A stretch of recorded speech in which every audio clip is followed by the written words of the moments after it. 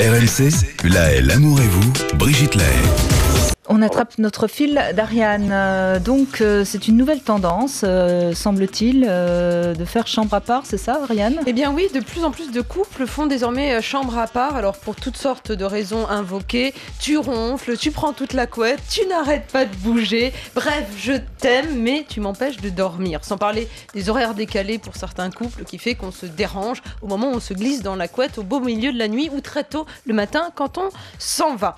Alors, quand on interroge Jean-Claude Kaufmann, qui est sociologue que vous aviez reçu, qui avait écrit tout un ouvrage sur le sujet, eh bien, il explique qu'en fait, chacun aujourd'hui, au XXIe siècle, veut au sein du couple retrouver sa propre place. En fait, comme si le couple rejetait le nous et voulait être vraiment un jeu pour... on a l'impression d'être dans une société très individualiste finalement, où, somme toute, il faut se sentir exister absolument, même quand on est en couple. Et en janvier dernier, eh bien, vous aviez une enquête IFOP qui révélait que 8% des personnes vivant en couple sous le même poids, le même toit, oui, joli. sous le même toit, faisaient chambre à part. Et quand on pousse l'enquête un peu oui, plus loin, 8% font chambre à part. C'est pas énorme. Hein. C'est pas énorme. En revanche, quand on va un peu plus loin et qu'on les interroge, ces couples, en leur demandant est-ce que vous voudriez faire chambre à part si vous ne le faites pas aujourd'hui, eh bien là, le chiffre augmente plus clairement. Nous sommes à 16% de Français qui aimeraient faire chambre à part en tout, soit un couple, un Français sur 6 à peu près. Non, c'est pas très énorme. C'est pas énorme, mais les chiffres... On sait combien de pourcentage d'hommes ronflent. Ronflent. Ah bah, ils sont 99%. Un peu plus que les non femmes, non. Passé 40 ans, passé 50 ans, il y a presque autant de femmes qui ronflent que les hommes. Oui.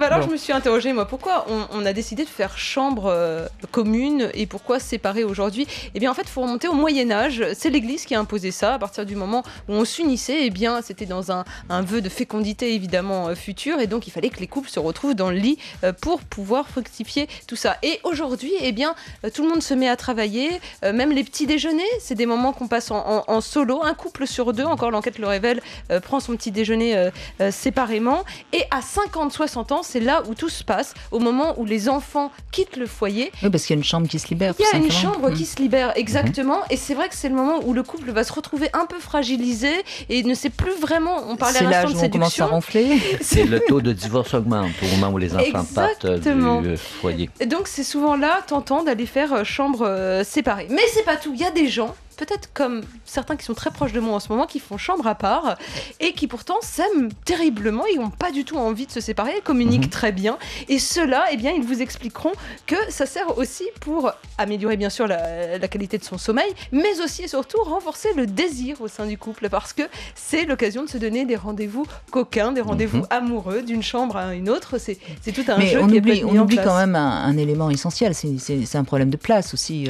C'est pas toujours évident de faire chambre à part si on vit dans 30 mètres carrés à deux. Ça, c'est sûr. C'est évident. C'est sûr, donc il faut déménager évidemment, mais il y a même des couples, je pense au couple Gérard Houry, Michel Morgan, qui faisaient appartement à part. Ce qu'on appelle des VCCS, vivant chacun chez soi. Voilà, exactement. Et Michel Morgan m'expliquait que c'était quelque chose d'extraordinaire parce qu'ils s'invitaient à dîner chez l'un, chez l'autre. Mais attendez, vous avez encore en Angleterre Elisabeth II, la reine, et le prince Philippe qui font chambre à part. Ils se sont mariés en 1947. Ils ont chacun une aile du château, là. et voilà, il y a un Anglais sur 10 qui se font chambre séparée. Aux États-Unis aussi, apparemment, un couple sur 5 ne dort pas dans le même lit.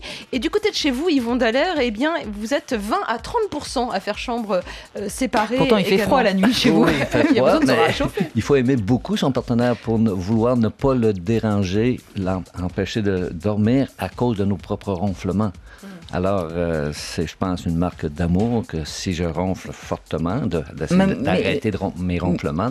Mais en même temps, moi, ça fait très très longtemps que j'ai imposé la chambre à part à mes différents partenaires, et c'est tout simplement parce que je trouve que c'est une liberté extraordinaire de dormir à côté de quelqu'un. C'est pas forcément une preuve d'amour, mais ça ne veut pas dire qu'on n'a pas plaisir à se mettre collés l'un contre l'autre sous la couette, même le le soir, non.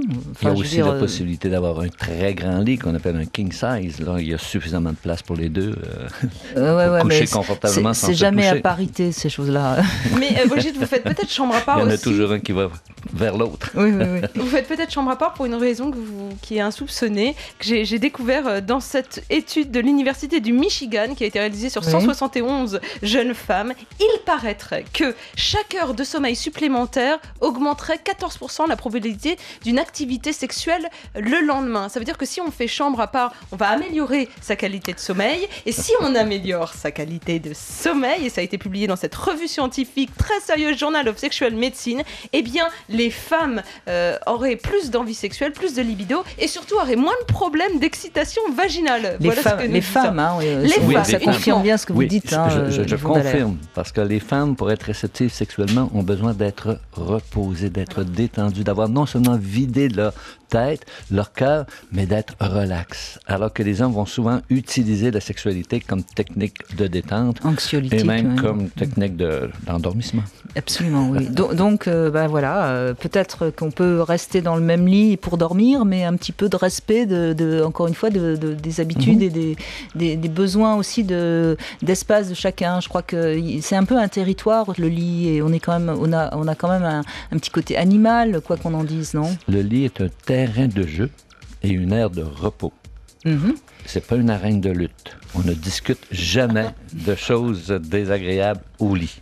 D'accord, c'est entendu. On va prendre des notes, Yvon Dallaire, et puis comme ça, on n'aura que des couples heureux qui appelleront, et puis ce sera formidable. Oui. Il fera beau sur RMC.